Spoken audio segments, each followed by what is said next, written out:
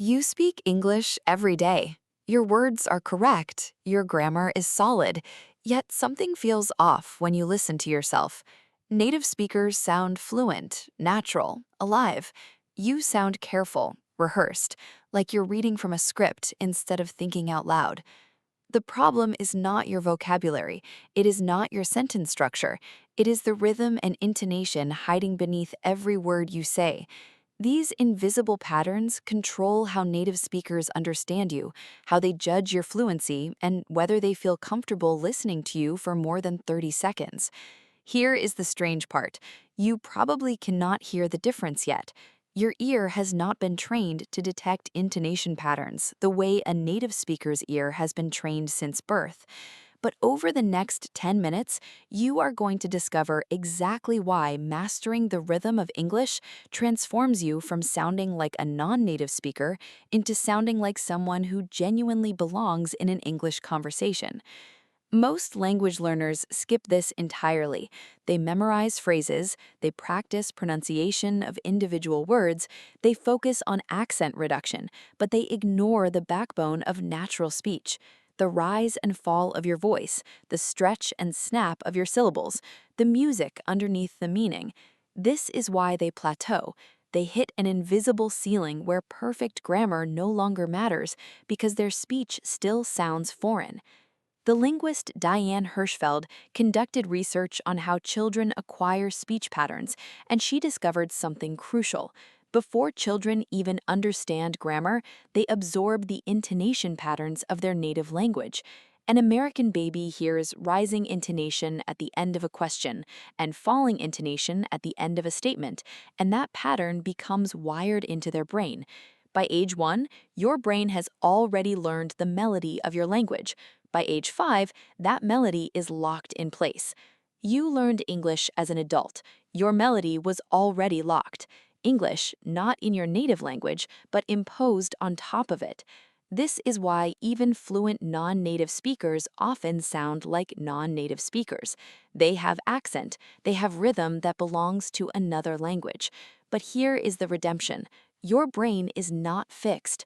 Neuroplasticity, the ability of your brain to rewire itself, means you can learn a new melody. You can reprogram your intonation patterns, but you have to do it systematically. This is where the daily routine comes in, not a complicated system, not an app that demands 15 minutes of your time, something simpler. Something you can do while making coffee, while commuting, while doing dishes. Listening to natural English speech is the most underrated tool in language learning, yet it is where real intonation acquisition happens. Here's how it works. Your brain is a pattern recognition machine. When you listen to native speakers speaking naturally, your brain begins to absorb their rhythm without conscious effort. This is called implicit learning. You don't think about it, you don't analyze it, your brain simply notices the pattern and begins to mimic it. The neurologist Paul Broca mapped the part of your brain responsible for speech production, and later research showed that listening activates the same motor regions that speaking does. When you listen, your brain is already practicing the movements your mouth needs to make. This means that by simply listening to natural English used in real contexts, you are training your neural pathways. You are priming your mouth to move the way English mouths move. You are conditioning your ear to expect the melody of English. But there's a catch. Not all listening is equal. If you listen to clearly enunciated, slow English, the kind used in textbooks or language learning apps, you are training your brain to recognize an artificial version of English. You are learning the skeleton, not the living, breathing thing. Natural English has characteristics that textbook English does not have. Native speakers connect sounds across words, dropping syllables, running words together in patterns called connected speech. Native speakers use rhythm, not just speed. They hold certain syllables longer and rush through others. They use intonation not just to mark questions and statements, but to show emotion, emphasis, and attitude.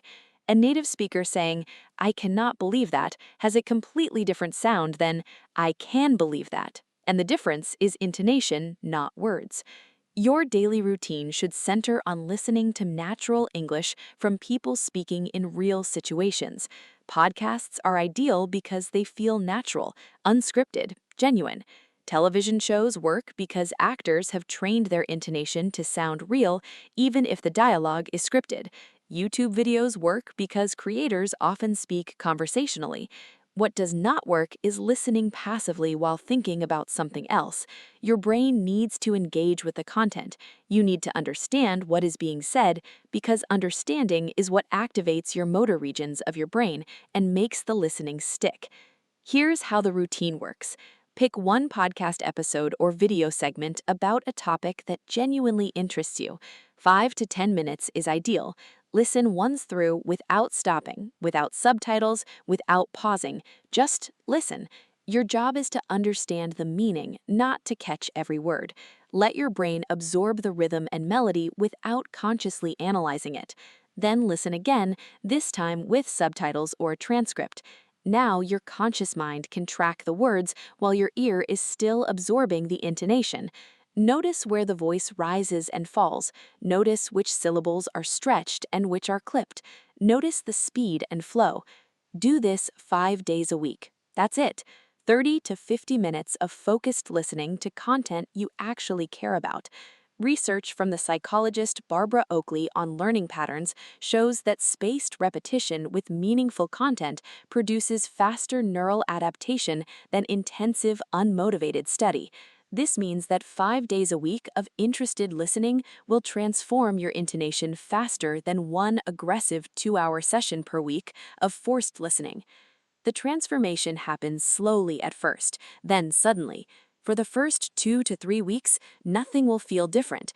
You'll notice the patterns intellectually, but your mouth will still move the old way. This is normal. Your neural pathways are being rewired, and rewriting takes time. By week 4, you'll notice your speech flowing more naturally. By week 8, native speakers will begin to ask where you learned English so well, or they will stop asking and simply assume you spent years living in an English-speaking country. The reason this works is because you're not trying to change your accent. You're not performing mouth exercises or drilling individual sounds. You're simply training your brain to recognize the natural patterns of English speech and allowing your brain to do what it was designed to do, absorb patterns and mimic them. This is exactly how native speakers learned English, not through study, through immersion. Through listening to the people around them over thousands of hours until the melody became automatic. But there's one more layer to this. Understanding the patterns consciously accelerates the process. When you listen to native speakers, listen specifically for 3 things. First, stress patterns. English is a stress-timed language, meaning certain syllables are emphasized while others are reduced. A native speaker saying photography stretches the first syllable, pho, while rushing through the others. If you say it with equal emphasis on each syllable, you sound non-native. Second, intonation contours. The most common pattern in English statements is a falling intonation at the end, but there are others. Listing intonation rises on each item before the last. Asking intonation rises at the end, but not always. Some questions fall. Surprise intonation rises sharply in the middle and falls at the end. Notice these patterns. Third, connected speech patterns. Native speakers don't say every word distinctly. They reduce vowels in unstressed syllables. They link consonants to vowels. Did you becomes didja. Want to becomes wanna.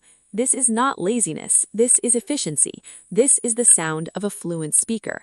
When you understand these patterns, you can recognize them when you hear them, and your brain can begin to integrate them naturally into your own speech. Here's what will surprise you. As your intonation improves, native speakers will treat you differently. They will speak faster because they believe you can handle faster speech. They will use more idioms and slang because they believe you will understand them. They will relax because you sound relaxed. You have crossed an invisible threshold where they no longer need to adjust their speech for you. You have become part of the conversation instead of a student in the conversation. This is the power of mastering intonation. It's not about sounding like a native speaker, that's impossible and not necessary. It's about sounding like a competent, engaged person who knows the music of English well enough to dance to it. It's about gaining access to a natural, flowing way of speaking that makes English less like a performance and more like breathing. Start today. Pick a podcast about something you love. Listen once without thinking about language. Listen again with a transcript, noticing the rhythm and melody. Do this 5 days this week. By the time you have listened to 50 hours of natural English over the next few months, your intonation will have shifted so dramatically that you will barely recognize your own old voice. Listen to this daily routine, and natural English intonation and rhythm will no longer be something you study. It will simply be something you are.